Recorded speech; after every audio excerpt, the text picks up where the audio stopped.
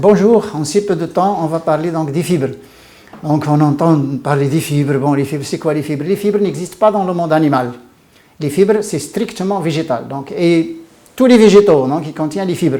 Donc les céréales, les légumineuses, les fruits, les légumes, les feuilles vertes, les herbes, tout ce qui est végétal, ça contient des fibres. Les fibres n'existent pas chez le monde animal. Ils n'existent pas dans les viandes, ils n'existent pas dans le lait, pas dans les œufs, pas dans le poisson. Ils n'existent que dans le monde végétal.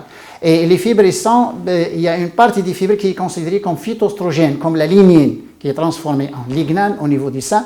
Et la lignane est transformée en entérolactone et entérodiol. Entérolactone, entérodiol.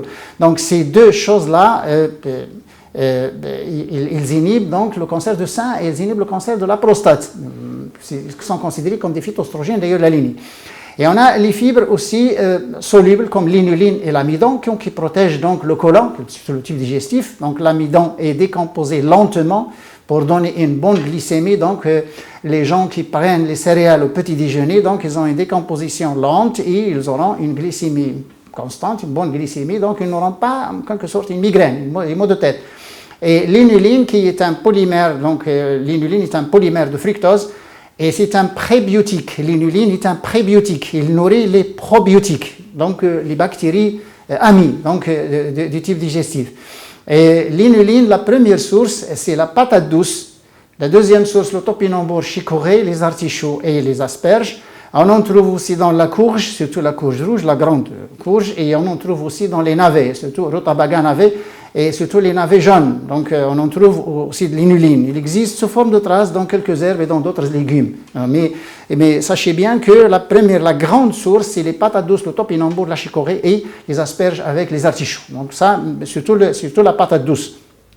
Et la patate douce, il n'y a pas d'amidon. Donc la pomme de terre, c'est l'amidon, la patate douce, c'est l'inuline, qui est un polymère de fructose, et le fructose n'a pas besoin d'insuline, donc il se métabolise dans le foie.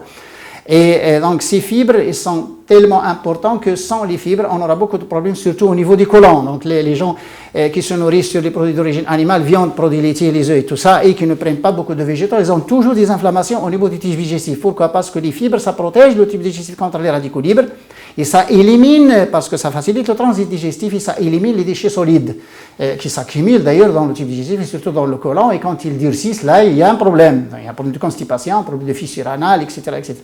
Donc les fibres, c'est l'élément le plus important dans la nutrition humaine. Malheureusement, on a donné de l'importance aux protéines, mais on a laissé donc, les fibres.